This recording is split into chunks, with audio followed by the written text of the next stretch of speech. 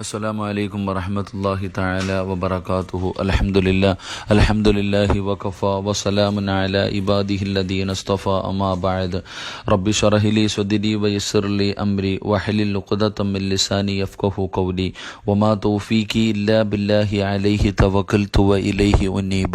അൽഹംദുലില്ലാ. എൻ്റെ പ്രിയപ്പെട്ട സഹോദരങ്ങളെ, മുഅ്മിനീങ്ങളെ, അല്ലാഹു സുബ്ഹാനഹു വ തആല ഈ നിമിഷം വരെ എൻ്റെയും നിങ്ങളുടെയും ജീവിതത്തിൽ വന്നുപോയ സർവ്വ അപരാധങ്ങളും കരുണക്കടലായ പടച്ചുറബ് പുറത്തു മാപ്പാക്കി തരുമാറാകട്ടെ. ഇനിയുള്ള കാലം അള്ളാഹുവിൻ്റെ തൃപ്തിയിലും പൊരുത്തത്തിലുമായി ജീവിച്ച് ഈ ലോകത്ത് നിന്ന് യാത്ര പറയുമ്പോൾ ഈമാനോടുകൂടി ഷഹാദത്ത് കലിമ ഉറക്കെ പറഞ്ഞ് വെള്ളിയാഴ്ച രാവിലോ പകലിൽ ഒരു ഷഹീദിനെ പോലെ മരണപ്പെടാൻ കാരുണ്യവാനായ അള്ളാഹു നമുക്കെല്ലാവർക്കും തൗഫീഖ് നൽകി അനുഗ്രഹിക്കുമാറാകട്ടെ. ഒരുപാട് സഹോദരങ്ങൾ സഹോദരിമാർ ദുആ കൊണ്ട് വസിയ്യത്ത് ചെയ്തവരുണ്ട്.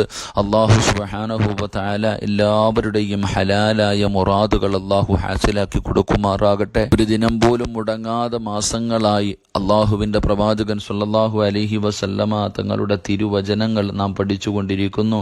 അള്ളാഹു നമുക്കെല്ലാവർക്കും അർഹമായ പ്രതിഫലം നൽകി അനുഗ്രഹിക്കുമാറാകട്ടെ.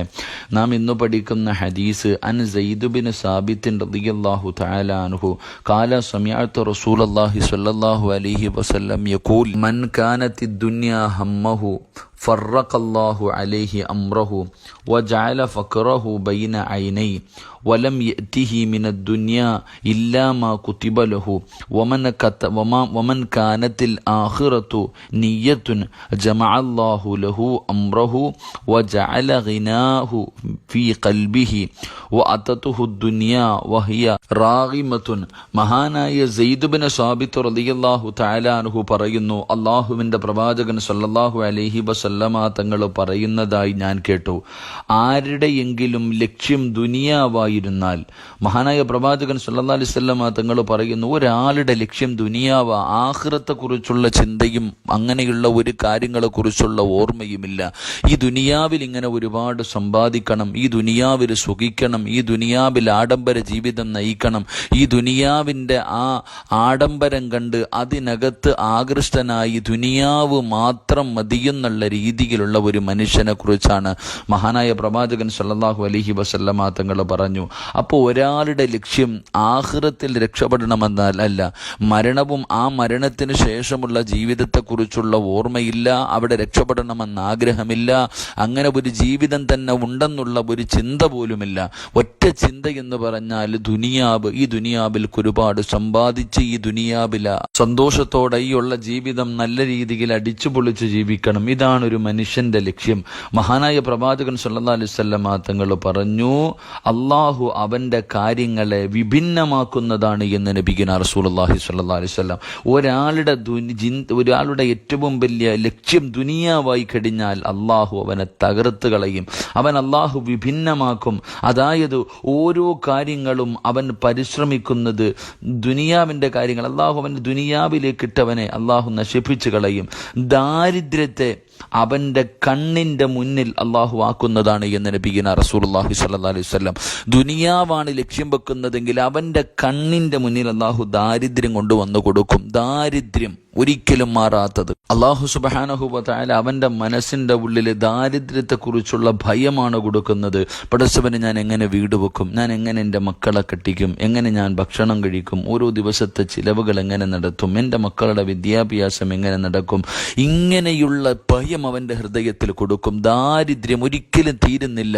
ആ മനുഷ്യൻ ഇങ്ങനെ ഓരോ ദിവസവും കഷ്ടപ്പെടുന്നത് കുടുംബത്തെ പോറ്റാൻ, എന്നാൽ അവനൊരു നല്ല നിലയ്ക്കാകുമോ? അതൊന്നുമില്ല. എപ്പോഴും ദാരിദ്ര്യം, അതത്തെക്കുറിച്ചുള്ള ഭയം അവൻ്റെ ഹൃദയത്തിൽ അള്ളാഹു കൊടുക്കും. ഇത് അവനുള്ള ശിക്ഷയാ. അവൻ അള്ളാഹു കൊടുക്കുന്ന ഒരു ശിക്ഷ, ദുനിയാവ് ലക്ഷ്യം വെക്കുന്നവൻ അള്ളാഹു കൊടുക്കുന്ന ശിക്ഷയാണെന്ന് നബിഗുന റസൂലുള്ളാഹി സ്വല്ലല്ലാഹു അലൈഹി വസല്ലം.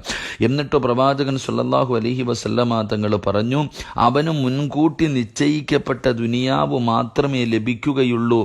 ആരുടെയെങ്കിലും നിയ്യത്ത് ആഖിറമായാൽ അള്ളാഹു തആല അവൻ്റെ കാര്യം അള്ളാഹു എളുപ്പമാക്കുന്നതാണ് എന്ന് നബിഗുന റസൂലുള്ളാഹി സല്ലല്ലാഹു അലൈഹി വസല്ലം. ദുനിയാവ് ലക്ഷ്യം വെക്കുന്നവൻ അള്ളാഹു അവനെ തകർത്ത് കളയും. അള്ളാഹു ദാരിദ്ര്യം അവന്റെ കണ്ണിന്റെ മുന്നിൽ കൊണ്ടുവരും. അവൻ എപ്പോഴും ഭയമായിരിക്കും. ദാരിദ്ര്യത്തെക്കുറിച്ചുള്ള ഓർമ്മകൾ മാത്രമേ അവന്റെ ജീവിതത്തിൽ ഉണ്ടാകൂ. എന്നാൽ അവൻ അള്ളാഹു നിശ്ചയിച്ചത് മാത്രമേ അള്ളാഹുവിന് കൊടുക്കുകയുമുള്ളൂ.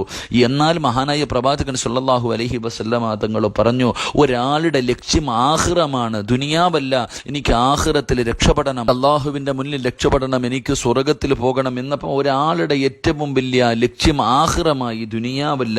അങ്ങനെയാണെങ്കിൽ ആഖിറമാണ് ഒരു മനുഷ്യന്റെ ലക്ഷ്യമാണെങ്കിൽ മഹാനായ പ്രവാചകൻ സല്ലല്ലാഹു അലൈഹി വസല്ലമ തങ്ങൾ പറഞ്ഞു, അവന്റെ എല്ലാ കാര്യങ്ങളും അള്ളാഹു എളുപ്പമാക്കുന്നതാണ്.